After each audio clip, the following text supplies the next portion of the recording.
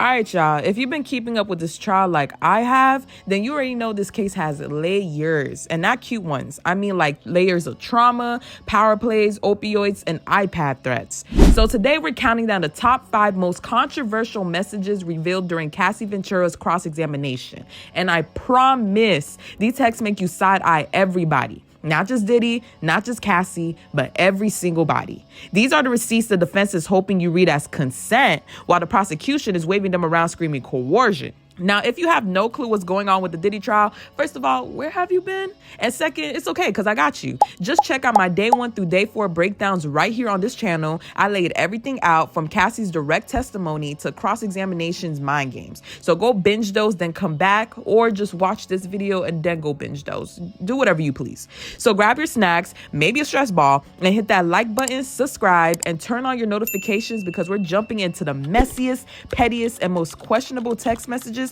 that somehow became evidence in a federal criminal case. Let's get into it. What's up, y'all? Thank you for tuning into the Culture Debrief, where you break down the latest drama in Black culture. Because let's be real, if we don't talk about it, who will? All right, so starting with number 5 on the countdown of the most eyebrow-raising messages in Cassie Ventura's cross-examination. So let me paint the scene. It's September 2018, and Cassie texts Diddy the modern-day version of "Who's that girl?" Except in this case, that girl was allegedly his yoga instructor. The message: "I hear you're dating. I didn't know." Diddy responds with full denial. "I'm not dating. Dating who? I'm not dating." And Cassie, she's not buying it. She claps back with, "Maybe you've been going on dates all along." And then in what can only be described as textbook emotional spiraling, she adds, "I actually need to stop even caring." Ah, yes, the universal language of "I care deeply, but I'm pretending that I don't." Now, just to set the scene here again, this is taking place a month after that infamous dinner Cassie said was supposed to be a closure conversation, but ended in what she testified was grape. So the fact that this entire exchange reads like a situationship gone sour makes it even more messier. Because here, Cassie is allegedly already in a new relationship with the man who will become her husband, and yet she's still texting Diddy about his new possible flame. And Diddy, he's acting brand new, of course. Like, what? Me dating? I'm allergic to intimacy. Total gaslit vibes. And then there's the yoga instructor, not on trial, not in the text, but suddenly center stage like a cameo in a very messy season. So you're probably wondering, what did the defense do with this exchange? Well, they ran with it, obviously. To them, this is Exhibit A in their "see, this wasn't sex trafficking. This was just a messy breakup" argument. They want the jury to read these texts and think, okay, so they were still emotionally entangled, still texting, still caring, which means this wasn't a one-sided abuse nightmare. This was 2 people still trying to untangle their mess. The message, "maybe you've been going on dates all along," isn't coming from someone who's terrified. It's coming from someone who's annoyed, jealous, maybe even a little bit bitter. In other words, very human, very normal. And that's exactly what the defense wants you to believe. They're like, this isn't a victim speaking. This is a woman checking in on her ex love life while hiding her own. Touche. You see what the defense trying to do here? Now, the prosecution, they're not impressed. They see this exchange and roll their eyes like, texting your abuser doesn't disprove abuse. It proves trauma bonding. They'd argued that just because she was still texting him doesn't mean the dynamic wasn't toxic or even dangerous. People stuck in cycles of abuse do circle back. They check in, they fight, they apologize, they ask about new girlfriends while secretly dating someone else. It's messy because that's what manipulation look like. They're saying that this isn't romance, it's residue, and that the whole "maybe you're dating, I need to stop caring" moment is just a snapshot of someone who hasn't fully escaped yet. So where do you think this leaves us? Honestly, in the same place this text leaves Cassie. I actually need to stop even caring. Because this right here, this is the classic awkward post-breakup backslide, the late night check-in gone wrong.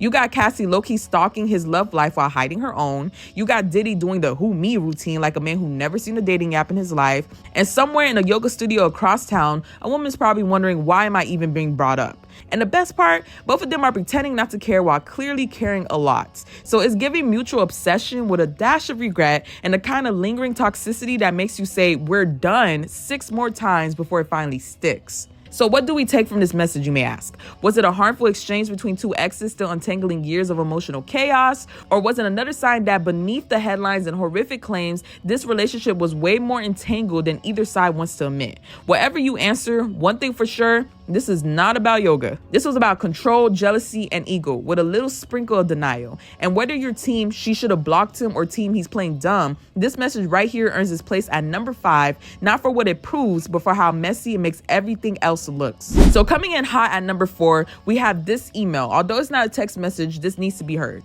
In 2009, email to Sean Diddy Combs by Cassie, she wrote, "I need to feel safe." And then the saddest erotic novel ever written, she continues, "The last time was a mistake and since have made me feel a little dirty and grimy as opposed to sexual and spontaneous." She also goes on to say, "That's the only reason I go back and forth in my mind with wanting to do the freak-offs. I get nervous that I'm just becoming that girlfriend that you get your fantasies off with, and that's it. I don't get the other part." Wow, that's not just vulnerability. That's a woman writing her own eulogy of romance in a relationship where intimacy started to feel like a job listing. So let's break down how the defense played this. To them, this email was basically a user review. 3 stars, some kinks were met, no emotional fulfillment, would not recommend. But also not an exit letter.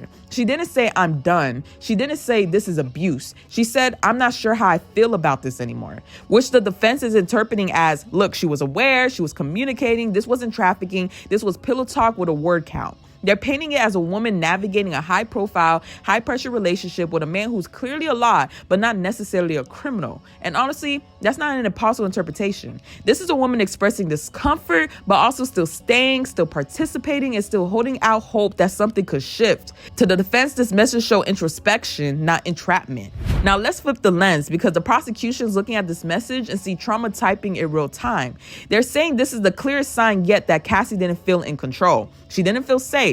She didn't feel like she was doing this out of love or lust. She felt like she was doing this out of obligation, fear, and emotional confusion. Because let's be real, when someone says they feel dirty and grimy, that's just not a mood. That's a message. And when they start questioning whether they're just a fantasy girlfriend, the subtext being, this doesn't feel like a relationship anymore. This feels like a role I'm being told to play. So yeah, to the prosecution, this isn't a moment of consent. It's a moment of collapse. And it fits neatly in their broader argument that Diddy had the power, the control, and Cassie was just trying to survive it emotionally without completely losing herself. So what's really the tea here? Honestly, the message is a whole emotional mixtape. It's a self-awareness, discomfort, a vulnerability, resentment, and a desperate need to feel like she still mattered. Cassie isn't saying she hates Diddy. She's not saying she wants out just yet. She's saying she doesn't feel seen. She's feeling used, disconnected, and unsure she's still in a relationship or just in a rotation. And that's what makes this message hit hard, because it doesn't scream abuse or empowerment. It screams confusion. It sounds like someone stuck between loving the man and hating the way she's being loved.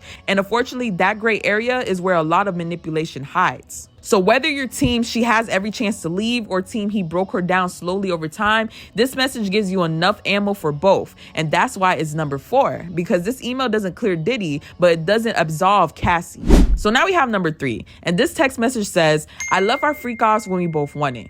Just a casual love letter to alleged trafficker, totally normal. But when it's pulled up on a court projector next to terms like coercion, trauma, and baby oil overdose, yeah, it hits a little different. So this gem came from March 2017, and in that exchange, Cassie also said, "Stop playing the victim. That's all you wanted, and that's why I was upset." And then she doubled down with, "I love our freak-offs when we both want it." Now let's just pause there, because that line alone is enough to make a jury blink. But wait, it does get better. When Cassie was asked about this in the stand, she told the court, loving freak-offs were just words at that point. Ah, yes, the classic "I didn't mean it." So to the defense, this message is like Beyonce dropping an album at midnight. It's everything. It's poetry, it's evidence, it's a mic drop with a receipt attached. They're looking at the jury like, she says she loved it, Your Honor, not liked, not tolerated, loved, case closed. They want you to believe that this is peak consent, that this message proves Cassie wasn't forced into anything. She was scheduling it, she was planning it, and she was apparently rating it. It's giving, don't believe the trauma, believe the emoji. Now, on the flip side, the prosecution is not buying the emoji version of events. They're more like, just because someone's saying "I love it" doesn't mean they're not dying inside. They're calling it exactly what it might be: survival texting. The "I'm gonna say whatever keeps me safe this week" type of message. Not because she meant it, but because she's dealing with a billionaire boss boyfriend who controls your entire life. There's no opt-out button. To them, Cassie isn't professing her joy, she's performing compliance. They're saying that this was her way of staying afloat in a situation that was already drowning her. Now, here's where it gets squishy, because honestly, this isn't one of those clear-cut I got you moment. You know, it's murky. It's uncomfortable. It's a screenshot of a relationship where affection and fear were roommates and neither one paid rent. Was Cassie trying to keep the peace? Was she trying to rekindle something? Was she trying to survive? Or was she just texting like somebody who was too deep to see straight? And let's not forget, this isn't just a one-off booty call gone wrong. This was a full-blown dynamic built over a decade with blurred lines, big monies, NDAs, and more therapy triggers than the Dr. Phil marathon. So what do we make of I love our freakoffs when we both want it? Was this Cassie trying to reclaim some version of intimacy, or was it damage control wrapped in baby oil and regret? Because here's the real tea. A person can love someone and still be scared of them, you know? A person can consent to one thing while quietly dreading everything else. And a person can text, I love you, even when they're emotionally running on fumes. So where do you think this message proved Cassie was complicit, conditioned, or just trying to keep the peace? This line lives in the gray zone, and that's exactly why it's in our top 5. All right, so coming in at number 2, we have Cassie to Diddy saying, I do love you. I would just prefer not being one of your girlfriends anymore. The modern soft launch of a breakup. But let's not get it twisted. This text, as harmless as it may read, was centerpiece evidence in the defense strategy. And what makes it more eyebrow raising is that by Cassie's own admission, this message came after the alleged 2018 grape. And yes, that fact matters. So let's unpack it. So the defense attorney, Anna, had Cassie read this one out loud in court, slowly, calmly, just in case anyone in the back missed it. Why, you may ask? Because this text is Exhibit A in their campaign to paint that post-relationship dynamic as friendly, functional, and, dare we say it, emotionally mature. They're like, look, she's not scared, she's not panicking, she's not even angry. She's breaking up with him politely, like a woman who just realized she's not on the top of the girlfriend leadership board anymore. And then Combs responded with, I respect your sanity. It's best we keep it moving. I'm not a stalker. Which honestly reads like he's trying very hard to say the right things while letting her know he's still in control of the narrative. To the defense, they love this exchange because it doesn't mention grape, trauma, blackmail, or emotional collapse. It sounds like a breakup between two celebs with too many assistants and not enough privacy. And to their eyes, this is not what a sex trafficking victim sounds like. This is what an ex texts you when they finally realize they don't want to be with you anymore. But to the prosecution, they're like, okay, but so what? They would argue that survivors often maintain contact with their abusers, that people don't always scream what happens to them via text, that not mentioning an alleged assault doesn't prove it didn't happen.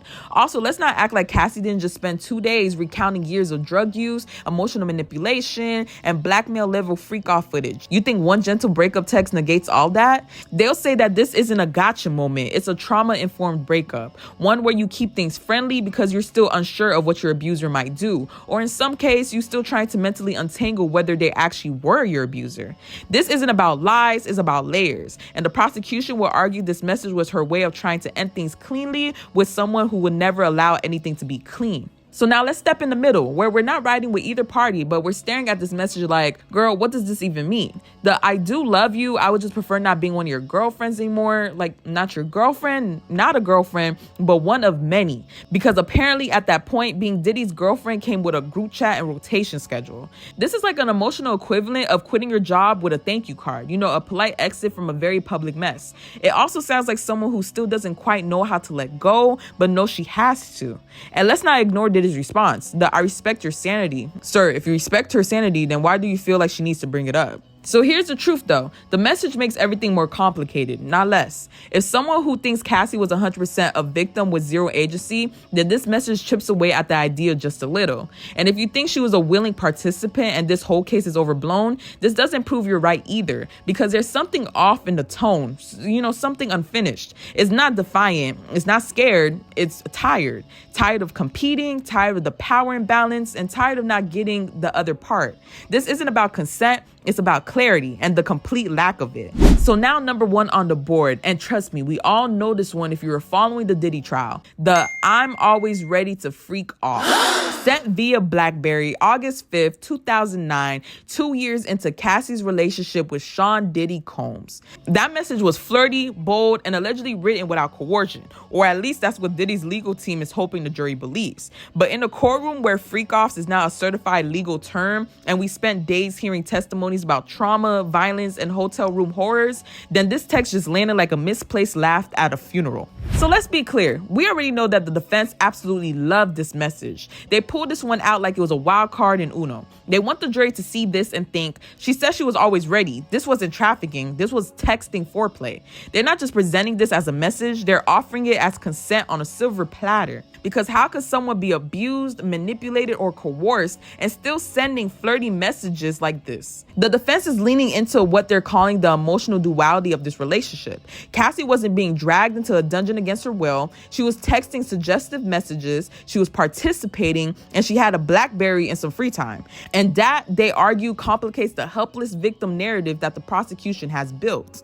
Meanwhile, over on the prosecution bench, they're probably whispering to each other like, okay, so let's not act like trauma victims can't fake normacy or text or laugh or text LOL while internally crumbling. To them, this message is not a smoking gun. It's a coping mechanism. They're saying that this isn't an empowered message. It's compliance wearing a cute outfit. Because in a relationship where the power imbalance is this tilted, where she's 22 and he's a music mogul pushing 40, where she's allegedly dealing with blackmail threats, violence, and opioid addictions, what looks like consent might actually just be a strategy. They're arguing that this is survival text, a keep him happy so he doesn't spiral kind of moment. And honestly, in a toxic relationship, these mixed messages are par for the course. So now let's step outside the prosecution and defense spin machine for a second and just ask ourselves, what are we supposed to do with this? Because this message, I'm always ready to freak off, doesn't look like something from a woman in fear, but it also doesn't look like something from a woman in love. It reads like obligation, maybe sarcasm, maybe resignation wrapped in flirtation, or maybe just a moment where Cassie was trying to maintain her value in a relationship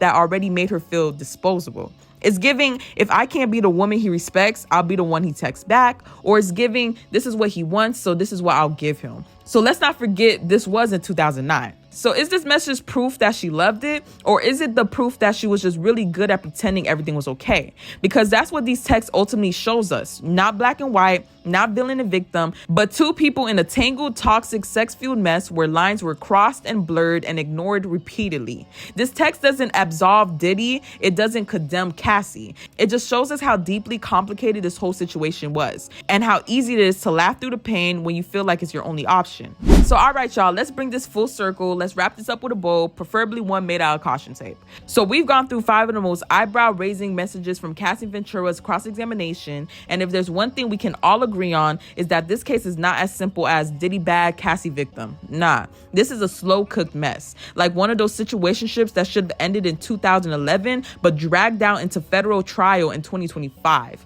Let's be real here. We got text messages from Cassie saying, I love our freak-offs. Then 2 years later, she's sending emails saying she feels dirty and grimy. And then fast forward to her texting him like they're still together after allegedly being assaulted. So which is it? Was she trapped? Was she trauma bonded? Or was she still entertaining this man? The answer might be yes to all of it. And that's why this trial is so confusing. But the real charges, yeah, that's not even in these texts. Here's what's wild though, and I really need y'all to clock this. None of these messages, literally none of them, are even about the actual crimes Diddy is charged with. This man is facing federal charges like racketeering, sex trafficking, and obstruction. Like, can we focus? These texts might be dramatic and messy, but they're not direct proof of trafficking. They're being used to build a bigger story about power, control, and emotional confusion. But they're not the smoking gun. That's what the prosecution still has to prove. Right now, they're just painting vibes. Now, here's something nobody's really talking about too. This one man RICO case. Literally one man. Do you know how rare that is? RICO was made for mafia families, drug cartels, organized crime groups, teams, crews, organizations. And now they're saying Diddy was his own crime ring. Like he was running Bad Boy Records and a trafficking enterprise all in the same house. That's a big claim. Because if this is how we're using RICO now, that anyone with an assistant in a group chat could end up in handcuffs. So yes, even if you're side-eyeing Diddy like I totally am, you should still be concerned about that. So the whole thing is a giant red flag parade. Yes, the text messages made Cassie look inconsistent. Yes, they show moments of affection, flirtation, and even consent. But that doesn't mean nothing bad happened. And just because Diddy's lawyers are doing a very impressive job of making her look like she was an adult with choices doesn't mean he's innocent either. It's complicated. It's messy. It's two people in a decade-long relationship with blurred lines, money, power, fear, and who knows what else. But what I will say is this. If you're watching this trial to crown a hero or find a villain, you're already missing the point. Because this isn't a fairy tale or a takedown. It's someone's life and it's a court case. And what's being argued is way bigger than just two celebrities and their texts. So yeah, guys, stay tuned because this is far from over. Oh, and the part that's actual criminal charges, yeah, that hasn't even hit full speed yet. But anyways, like this video if you're here for the truth and the tea. Drop your thoughts in the comments because I want to hear from both sides. And please make sure you subscribe with your post notifications on because I talk about black news all the time. So just check me out and support.